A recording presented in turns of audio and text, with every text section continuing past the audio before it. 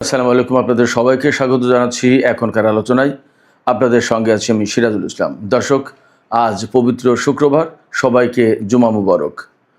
দর্শক, অনেক গুরুত্বপূর্ণ খবর আছে। বাবালবান্দে প্রণালী এবং লোহিত সাগরে জাহাজ চলাচল নিরাপদ করতে এবং স্বাধীনভাবে যাতে জাহাজ চলাচল করতে পারে এই লক্ষ্য ঘোষণা করে সৌদি আরব 14 সদস্যের একটি জোট ঘোষণা করেছে। এই জোটে বাংলাদেশও থাকবে বলে খবর পাওয়া গেছে। এদিকে গত রাতেও ইরানের পক্ষ থেকে মার্কিন ঘাঁটি লক্ষ্য করে ড্রোন হামলা চালানো হয়েছে। ইরানের জাতীয় সংসদের স্পিকার বাকের কলিবফ তিনি বলেছেন, কেশম দ্বীপে আমেরিকা যে বর্বর হামলা চালিয়েছে তার জন্য তাদেরকে মূল্য দিতে হবে। এদিকে ইরানের খাতামুল আম্বিয়া হেডকোয়ার্টার্সের প্রধান মেজর জেনারেল আলী আবদুল্লাহি তিনি বলেছেন, মধ্যপ্রাচ্যে মার্কিন সেনাদের জন্য তাদের সমরস্ত্র যেমন জরুরি, তেমনি তাদের সাথে কফিনও থাকতে হবে। কফিন এখন তাদের অবিচ্ছেদ্য অংশ হয়ে গেছে। একথার মানে কি? খুবই গুরুত্বপূর্ণ কথা। আরও একটি বিপজ্জনক খবর আছে, সেটি হচ্ছে ইরানের সর্বোচ্চ নেতাকে আমেরিকা এবং ইসরায়েল খুঁজছে। ইরানের সর্বোচ্চ নেতাকে আমেরিকা এবং ইসরায়েল যখন খোঁজে তার মানে কি আমরা সবাই বুঝতে পারি। এ নিয়ে আলোচনা করব। পাশাপাশি আলোচনা থাকবে মিশরের একটি সমুদ্র বন্দরে একটি এলএনজি জাহাজে ড্রোন হামলা হয়েছে। সেখান থেকে আমেরিকার একটি যুদ্ধ জাহাজও মারাত্মকভাবে ক্ষতিগ্রস্ত হয়েছে।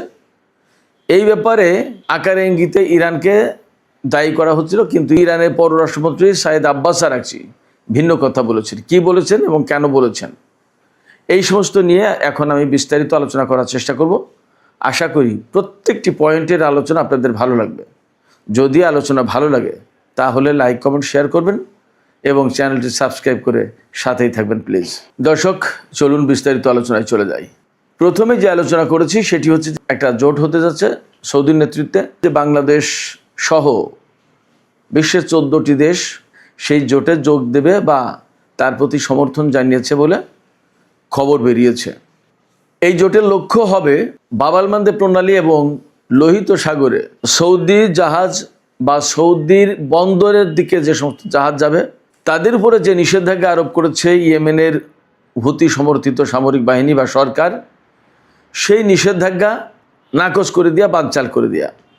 এবং ইয়েমেনের পক্ষ থেকে, অর্থাৎ ইয়েমেনের হুতি সরকারের পক্ষ থেকে সৌদি বন্দরের উপরে যে নিষেধাজ্ঞা আরোপ করা হয়েছে, অবরোধ আরোপ করা হয়েছে, সেই অবরোধ ভেঙে দেওয়ার চেষ্টা করা হবে।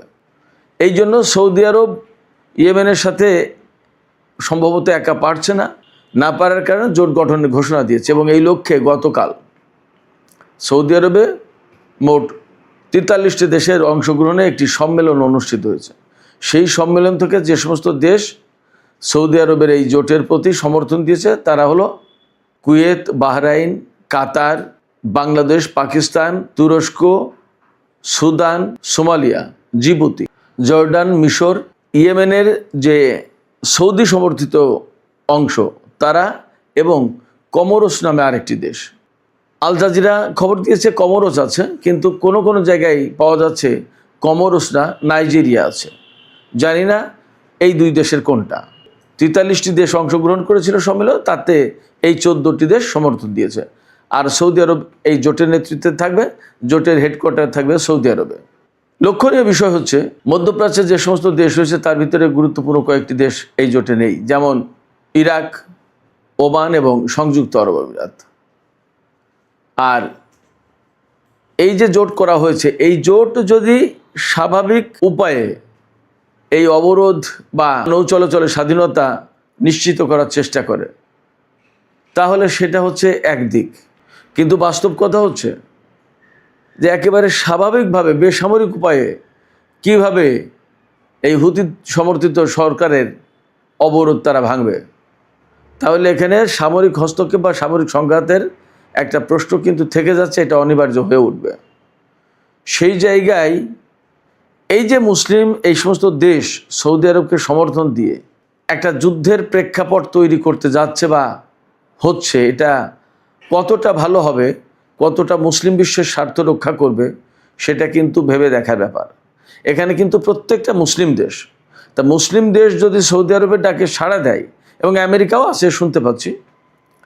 তো মুসলিম দেশগুলো যদি সৌদি আরবের ডাকে সাড়া দেয়, তাহলে আমার প্রশ্ন হচ্ছে এই মুসলিম দেশগুলো কেন সম্মিলিতভাবে সৌদি আরবকে এই কথা বলছে না যে ইয়েমেন তো আপনাদের একেবারে প্রতিবেশী দেশ এবং একটা দরিদ্র দেশ, তারাও মুসলিম দেশ, তার সাথে যে সমস্যা, সেই সমস্যাটা কূটনৈতিক উপায়ে আলাপ আলোচনার মাধ্যমে, সংলাপের মাধ্যমে সমাধান করি। আসুন আমরা সবাই এ ব্যাপারে হেল্প করি, আমরা সবাই মিলে এতে মধ্যস্থতা করি।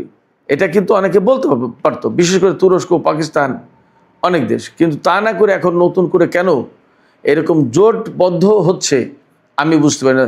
সৌদি আরব নিজেই তো বিশ্বের সবচেয়ে বেশি অস্ত্র আমদানি করা বা অস্ত্র কেনা দেশ। আমেরিকা, ইউরোপের প্রচুর পরিমাণে অস্ত্র সৌদি আরব কেনে। আমেরিকার অস্ত্র শিল্প তো টিকেই আছে সৌদি আরবে, কাতার এবং সংযুক্ত আরব আমিরাতের টাকার উপরে, কুয়েতের টাকার উপরে। সেই সৌদি আরব ইয়েমেনের চেয়ে অনেক বেশি শক্তিশালী অনেক দিক দিয়ে। তার সাথে আবার 15-16টা দেশ, 14-15টা দেশ লাগছে জোট করতে ইয়েমেনের বিরুদ্ধে লড়াই করার জন্য। এটা কেমন কথা, কেমন মুসলিম ভ্রাতৃত্ব এবং কেমন প্রতিবেশী সুলভ আচরণ। সৌদি আরব হচ্ছে পবিত্র মক্কা মদিনা শরীফের খাদেম, মুসলিম বিশ্বের নেতা, তাদেরকে আমরা অনুকরণ করব।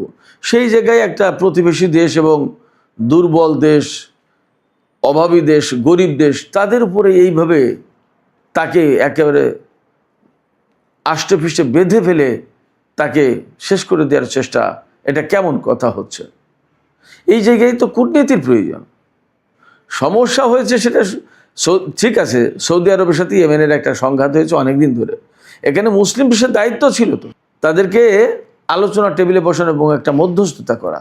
তা না করে এখন কেন তুরস্ক বা পাকিস্তান বা আরও এরকম যে সমস্ত দেশ যথেষ্ট প্রভাবশালী, সামরিক দিক দিয়ে শক্তিধর দেশ, তারা কেন এই জোটে যুক্ত হয়ে আরেকটা যুদ্ধের প্রেক্ষাপট তৈরি করার ব্যবস্থা করছে? আমরা আজকের এই আলোচনার মধ্য দিয়ে বাংলাদেশ সহ মুসলিম বিশ্বে যে সমস্ত গুরুত্বপূর্ণ দেশ আছে, বিশেষ করে যারা এই জোটে যোগ দিতে যাচ্ছে বা যোগ দেওয়ার খবর বেরিয়েছে, তাদের প্রতি একান্ত অনুরোধ জানাবো, একান্ত আহ্বান জানাবো, এই যুদ্ধ কখনোই কোনো সমাধান আনবে না। দয়া করে আপনারা আলোচনার ব্যবস্থা করুন, কূটনৈতিক উদ্যোগ নিন এবং এই কাজে রাশিয়া আর চীনের সহযোগিতা নিয়ে যেতে পারে। তারা এখানে অনেক ভালো গুরুত্বপূর্ণ ভূমিকা পালন করতে পারে। একটা বিষয় খেয়াল করবেন, যখন 2015 সালে সৌদি আরব ইয়েমেনের সাথে যুদ্ধে জড়িয়ে গেল এবং তখনও জোট করে জড়িয়েছে, সৌদি আরব একা না, এটা কিন্তু আমেরিকার বৈশিষ্ট্য। কোনো দেশের বিরুদ্ধে যুদ্ধ করতে গেলে জোট পাকায় যুদ্ধ করতে দেয়। তো সেই জায়গায় পাকিস্তান কিন্তু সৌদি ডাকে সেই জোটে যুক্ত হয়নি এবং যুদ্ধ করেনি। পাকিস্তানের প্রধানমন্ত্রী ছিলেন তখন নওয়াজ শরীফ, এখনকার যে শাহবাজ শরীফ তার বড় ভাই। পাকিস্তান কিন্তু যথেষ্ট কৌশলে এবং শক্ত অবস্থানে থেকে সৌদি আরবের পক্ষে সেই সময় যুদ্ধে নামেনি, যদিও সৌদি আরবের সাথে পাকিস্তানের অনেক সামরিক চুক্তি আছে। আমি জানি না, এখনই বলা যাচ্ছে না যে কি হচ্ছে অ্যাকচুয়ালি, সৌদি আরব এই জোট নিয়ে যুদ্ধ শুরু করবে কিনা, কিন্তু জোট যে কারণে বা যে উদ্দেশ্যে গঠন করা হচ্ছে তাতে সংঘাত অনিবার্য হয়ে উঠবে মোটামুটি বলা যায়। এই জায়গায় বাংলাদেশের ভূমিকা কী হবে তাও জানি না। বাংলাদেশ এখানে অনেকভাবে কৌশল নিতে পারে, হয়তো জোটের প্রতি রাজনৈতিক সমর্থন দিতে পারে, কিন্তু যুদ্ধে অংশ নিল না। সামরিক অভিযান যদি কোনো কিছু পরিচালনা করে সেখানে অংশ নিল না। বাংলাদেশের অনেক জনশক্তি সৌদি আরবে আছে, সেখান থেকে রেমিটেন্স আসে, আমাদের অনেক বাজার বা আমাদের অর্থনীতির একটা গুরুত্বপূর্ণ অংশ হয়ে গেছে সৌদি আরব, ঠিক আছে। কিন্তু সৌদি আরবের কাছে তো আমরা দাসখত দিন, এটাও তো ঠিক। আমরা জনশক্তি পাঠিয়েছি, আমাদের জনশক্তি তো এমনি কাজ করছে না। আমরা সেখানে পয়সা নিচ্ছি, তাদের কাজ দিচ্ছি। আমাদের জনশক্তির উপরে তো তাদের অর্থনীতি দাঁড়িয়ে আছে। আমাদের জনশক্তি রপ্তানি করছি, তারা যে আমাদেরকে বিশেষ উপকার করে দিয়েছে ব্যাপারটা তাও না। আমাদের জনশক্তি তাদের অর্থনীতিকে দাঁড় করে রেখেছে এবং চালিয়ে রেখেছে। আমাদের জনশক্তি বলতে আমাদের ভারতের, পাকিস্তানের, বিশ্বের বিভিন্ন দেশের জনশক্তি গিয়ে সৌদি আরবের অর্থনীতি গড়ে দিয়েছে এবং সেটা চলছে। আর সেখানে জনশক্তি পাঠিয়েছি বলে তাদের হয়ে যুদ্ধ করতে হবে, এটাও কোনো যুক্তিসঙ্গত না, এটা একটা অন্যায় দাবি। এই জায়গা থেকে বাংলাদেশকে একটু শক্ত অবস্থানে থাকতে হবে আমি মনে করি। আবার কূটনীতির আশ্রয় নিতে হবে। আমাদের স্বার্থও দেখতে হবে, যাতে সৌদি আরবের সাথে কূটনৈতিক সম্পর্ক খারাপ না হয় সেদিকেও চেষ্টা করতে হবে। এবং আমি মনে করি এই জায়গায় আমি আগেই বলেছি, যখনই সৌদি আরবের সাথে ইয়েমেনের দ্বন্দ্ব শুরু হয়েছে এবং বাব আল মানদেব কেন্দ্রিক প্রবলেম হলো, তখনই আমি বলেছি, আমি পরামর্শ দিয়েছি, আমি আহ্বান জানিয়েছি যে বাংলাদেশের পক্ষ থেকে এখনই একটা গুরুত্বপূর্ণ জরুরি ভিত্তিতে কূটনৈতিক উদ্যোগ নেওয়া দরকার। এবং এই কূটনৈতিক উদ্যোগের সাথে পাকিস্তান, চীন, রাশিয়া এই সমস্ত দেশকে অন্তর্ভুক্ত করা যায়, এমনকি মালয়েশিয়াকেও অন্তর্ভুক্ত করা যায়। তুরস্ককে এখন আর অন্তর্ভুক্ত করার সুযোগ নেই, তারপরেও তার সাথে আলোচনা করা যায়। জোটে হয়তো অনেকেই আছে, কিন্তু জোটে থাকার মানে তো এই না যে সবাই সরাসরি যুদ্ধে অংশ নেবে বা অংশগ্রহণ করতে হবে। সেক্ষেত্রে জোটে থেকেও এর ভেতর থেকে একটা গ্রুপ, কয়েকটা দেশ মিলে সৌদি আরবকে বোঝানোর চেষ্টা করা যেতে পারে। এবং এটা খুব জরুরি মুসলিম বিশ্বের জন্য, মুসলিম উম্মার জন্য, মধ্যপ্রাচ্যের জন্য। সবচেয়ে বড় কথা হচ্ছে যে বাব আল মানদেব প্রণালী বা লোহিত সাগর বা এডেন উপসাগর মুক্ত করার জন্য এই জোট গঠন করা হয়েছে। যুদ্ধ করে কি মুক্ত হবে? প্রতিদিন প্রতিনিয়ত সেখানে যুদ্ধ চলতেই থাকবে, তাহলে কি করে মুক্ত হলো? যুদ্ধ করে মুক্ত হবে না, আলোচনার মাধ্যমেই সৌদি আরব এবং ইয়েমেনের ভেতরকার সংকট সমাধান করতে হবে। যুদ্ধবিরতি তো 2021 সাল থেকে চলছিল। কেন সৌদি আরব ইরানি বিমান লক্ষ্য করে হামলা চালাতে গেল ইয়েমেনে? সৌদি আরব যদি ইয়েমেনের উপরে নিষেধাজ্ঞা দেয়, তো ইয়েমেনও সৌদি আরবের উপর নিষেধাজ্ঞা দিতেই পারে। যুদ্ধ তো, সৌদি আরব যদি একটা ঢিল মারে, তো ইয়েমেনও তো একটা ঢিল মারছে। তো সেই যুদ্ধ যদি বৈধ হয়, তাহলে সৌদি আরব ইয়েমেনের উপর অবরোধ আরোপ করেছে, ইয়েমেনও সৌদি আরবের উপর অবরোধ আরোপ করেছে, সেটা অবৈধ হবে কেন? এবং সেইটা খোলার জন্য এখন এত এত দল, এত এত জোট করতে হবে। এতে কি অ্যাকচুয়ালি লোহিত সাগর, বাব আল মানদেব প্রণালী, এডেন উপসাগর এগুলো উন্মুক্ত হবে? হবে না। প্রচুর রক্তক্ষয় হবে, প্রাণহানি হবে, এবং এতে তেলের বাজার আরও বেশি ঊর্ধ্বমুখী হবে। যুদ্ধের মধ্য দিয়ে কোনো মতেই হরমুজ প্রণালী, বাব আল মানদেব প্রণালী কোনো কিছু খোলা যাবে না। আলোচনা এবং বাস্তবতার ভিত্তিতে তার সমাধান করতে হবে। আমরা আশা করি বাংলাদেশ সরকার বা এই জোটে যারা প্রভাবশালী দেশ আছে সৌদি আরব বাদে, এই প্রভাবশালী দেশগুলো মিলে নতুন করে সলা পরামর্শ করে হয়তো জোট একটা গঠন হলো, কিন্তু যুদ্ধ না করে কিভাবে আরও এগিয়ে যাওয়া যায় সেই একটা চেষ্টা করা উচিত। এখানে একটু তথ্য দিয়ে রাখি, এই যে বাব আল মানদেব প্রণালী, লোহিত সাগর, এই পথে 2023 সালের একটা পরিসংখ্যান দিতে পারি। 2023 সালে প্রতিদিন 8,60,00,000 ব্যারেল তেল পরিবহন করা হয়েছে এই পথে, আর গ্যাস পরিবহন করা হয়েছে প্রতিদিন 400 কোটি ঘনফুট। আপনারা চিন্তা করেন তাহলে কত গুরুত্বপূর্ণ এই নৌরুট, এই বাব আল মানদেব প্রণালী। সেই প্রণালী যখন বন্ধ, আর তাকে যদি যুদ্ধ করে মুক্ত করতে যেতে হয়, তাহলে গ্যাসের দাম, তেলের দাম কোথায় যাবে? বিশ্ব অর্থনীতিতে কী অবস্থায় দাঁড়াবে? আর এই প্রণালী দিয়ে তো শুধু তেল এবং গ্যাস যায় না, ইলেকট্রনিক্স পণ্য, পোশাক সামগ্রী, তারপরে সার, আরও গুরুত্বপূর্ণ কত জিনিস যায়। চীন, Japan, Korea, Malaysia, Indonesia, Philippines, Singapore, Vietnam, এই সমস্ত কত গুরুত্বপূর্ণ অর্থনৈতিক শক্তি এই সমস্ত দেশ, তাদের সমস্ত পণ্য ইউরোপ আমেরিকায় যেতে গেলে বেশিরভাগই এই বাব আল মানদেব প্রণালীর লোহিত সাগর, সুয়েজ খাল হয়ে ভূমধ্যসাগর দিয়ে, আটলান্টিক দিয়ে ইউরোপ আমেরিকায় যায়। অতএব যুদ্ধ করে এখানে সমাধান হবে এটা আসলে ভাবার কোনো সুযোগ নেই। আমি মনে করি এখানে কূটনীতি শেষ কথা। দর্শক, এবার আমরা ইরানের যুদ্ধ প্রসঙ্গে আসি। ইরান গত রাতেও কুয়েতে একটি মার্কিন সামরিক ঘাঁটির উপর ড্রোন হামলা চালিয়েছে এবং তাতে ক্ষয়ক্ষতি হয়েছে অবধারিত। বড় কোনো খোঁজখবর এখন আমার কাছে আপাতত নেই, তবে এইটুকু বলি যে ইরানের জাতীয় সংসদের স্পিকার বাকের কলিবাফ তিনি বলেছেন গতকাল যে কেশম দ্বীপে আমেরিকা হামলা চালিয়েছিল এবং সেই হামলায় একটি বাড়ি একদম বিধ্বস্ত হয়ে চাপা পড়ে মা বাবা এবং ছোট্ট একটি মেয়ে মারা গেছে।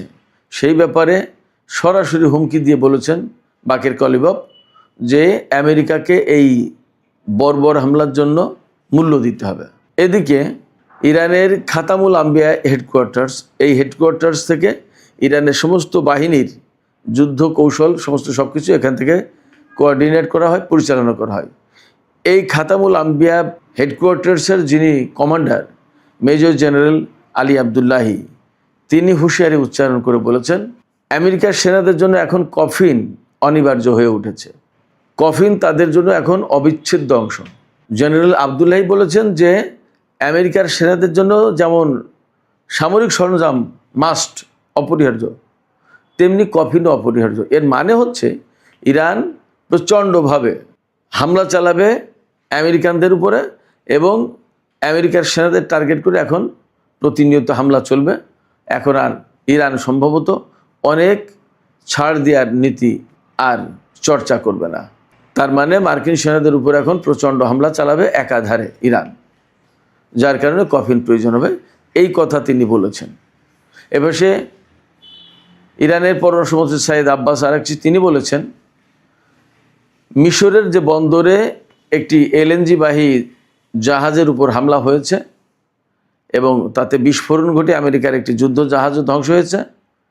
সেই ব্যাপারে আকারে ইঙ্গিতে বিভিন্ন পক্ষ থেকে, বিশেষ করে আমেরিকার পক্ষ থেকে ইরানকে দায়ী করা হচ্ছিল বা ইয়েমেনকে। ইয়েমেন, ইরান সবাই বলেছে যে আমরা এই হামলার সাথে নেই, আমরা এই হামলা করিনি। ইরান বলেছে যে এই হামলার পেছনে থাকতে পারে ইহুদিবাদী ইসরায়েল, ইরানের ভাষায় ইসরায়েল থাকতে পারে এবং সেখানে বরং ইরানকে দায়ী করানোর চেষ্টা করা হচ্ছে।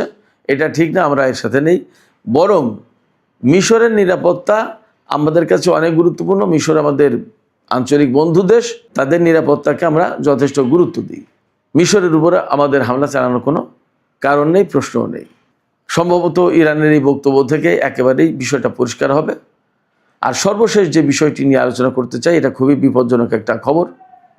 সেটা হচ্ছে আজকেই খবর বের হয়েছে, দেখলাম ইরানের বর্তমান সর্বোচ্চ নেতা সাইয়েদ মুজতবা খামেনি, তাকে আমেরিকা এবং ইসরায়েলের গোয়েন্দারা খোঁজাখুঁজি করছে।